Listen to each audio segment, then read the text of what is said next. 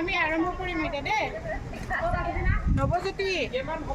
অলপ সময় এনেই অলপ নিয়মটো দেখুৱাম আৰু কেনেকুৱা হয় বিহু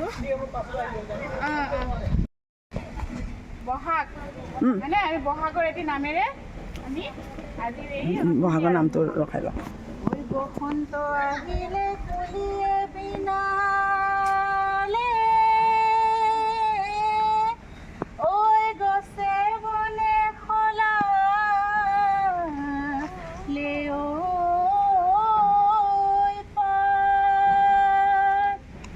বিহু থাকে মানে বিহুকে বিনাবাও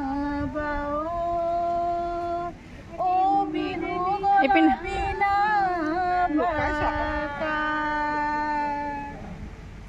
উপস্থিত তামুলীকুচি মধ্য ইংৰাজী বিদ্যালয়ৰ শ্ৰদ্ধা শিক্ষাগুৰু তথা সহকৰ্মী লগতে আজিৰ উপস্থিত মৰমৰ ছাত্ৰ ছাত্ৰীসকল আমাৰ তামুলীকুচি মধ্য ইংৰাজী বিদ্যালয়ে প্ৰতি বছৰে কাৰণ আমি প্ৰত্যেকেই নিজৰ গাঁওখনৰ পৰা নিজৰ মৰমৰ ঘৰখনৰ পৰা আমি চবেই কৰ্মৰ সন্ধানত আমি আমাৰ পৰিয়ালটোৱে আমাৰ মা দেউতাই চবে আমি আঁতৰি এটা বেলেগ যান্ত্ৰিকতাৰ চহৰত আমি বসবাস কৰি আছোঁ তাত হয়তো আমাৰ গাঁৱলীয়া পৰিৱেশ আমি নাই দেখা বহুতে হয়তো নাজানে যে এই বিহু কি বিহুৰ নীতি নিয়ম বা পৰম্পৰা আমি কি কৰিবলৈ প্ৰথমে নিজকে সাজু কৰিব লাগিব মনত এটা নতুন উৎসাহেৰে আগবাঢ়িবৰ কাৰণে আমাৰ মনটো ফূৰ্তি কৰিব লাগিব সেয়েহে আমি কি কৰিছোঁ এই বিহু ৰঙেৰে আমি নাচ গানেৰে এই উৎসৱটিক আমি পালন কৰিম ঠিক আছে গতিকে এই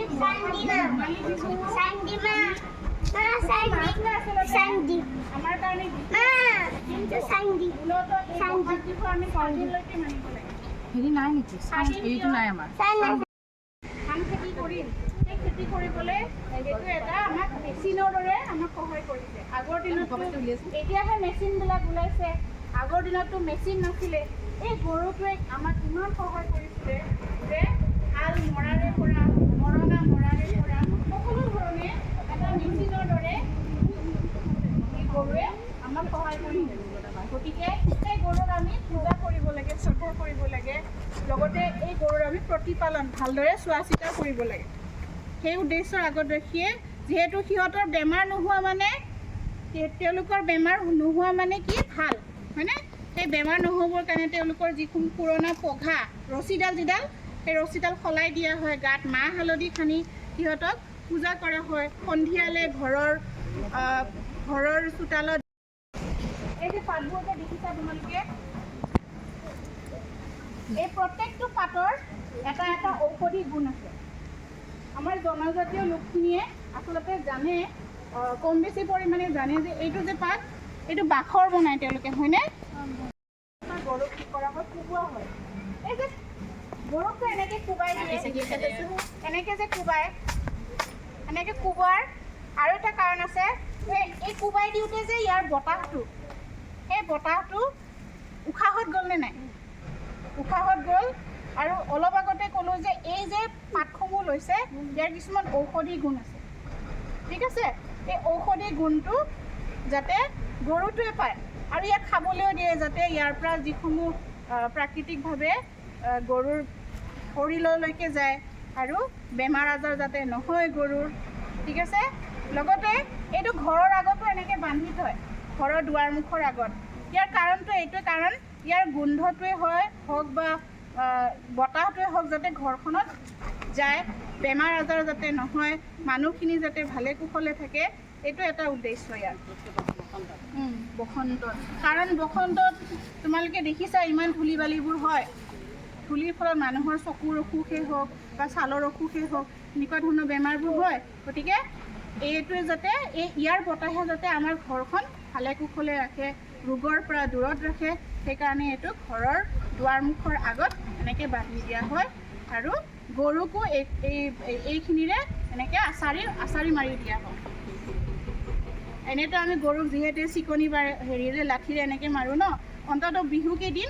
এনেকৈ আমি এই হেৰিৰে গৰুক কোবাই দিয়া হয়। সেইটো হ'ল গৰু বিহু। তাৰ পিছদিনা হ'ল মানুহ বিহু। সেইদিনা যিহেতু বহাগ নতুন বছৰ, অসমীয়া নতুন বছৰ, সেইদিনা প্ৰত্যেকটা বিহুতে মাঘ বিহুৱে হওক আমি কি কৰোঁ, সৰুৱে ডাঙৰক সেৱা কৰোঁ, হয়নে? তো মানুহ বিহুত আমি কি কৰোঁ, ৰাতিপুৱা সোনকালে শুই উঠি থাপনাত চাকি এগছ জ্বলাই ভগৱানক সেৱা কৰি আমি ঘৰৰ ওচৰলৈ নাযাবা।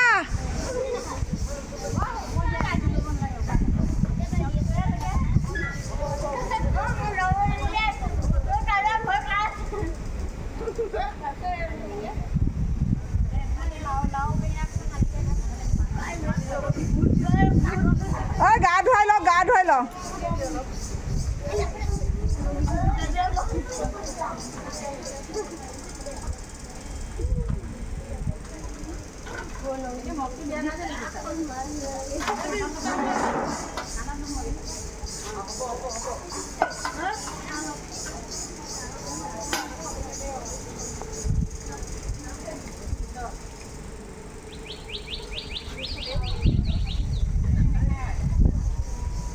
এটা এটাকে এৰুৱাই দিয়া।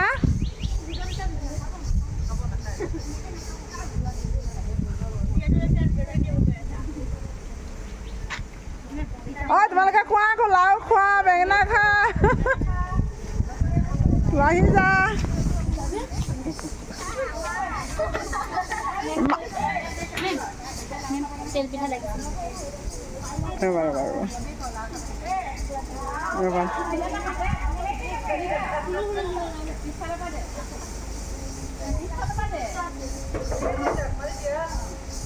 লাও খা, বেঙেনা খা, বছৰে বছৰে বাঢ়ি যা।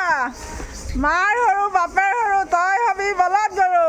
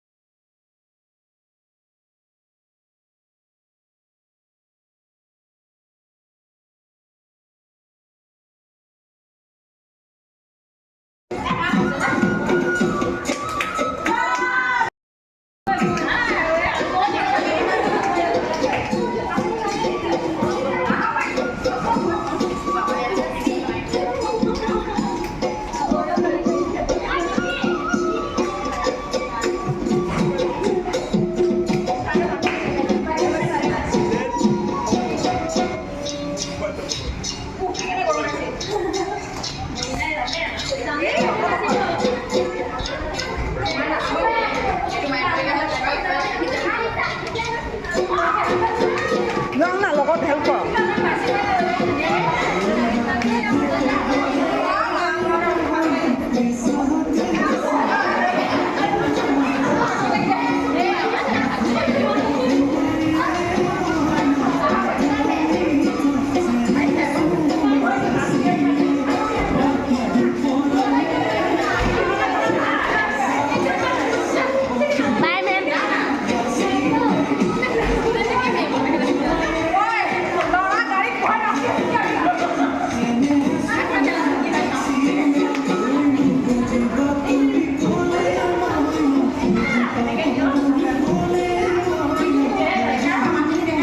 কোনে ৰেকৰ্ডিং কৰিবা ৰেকৰ্ডিং কোনে কৰিব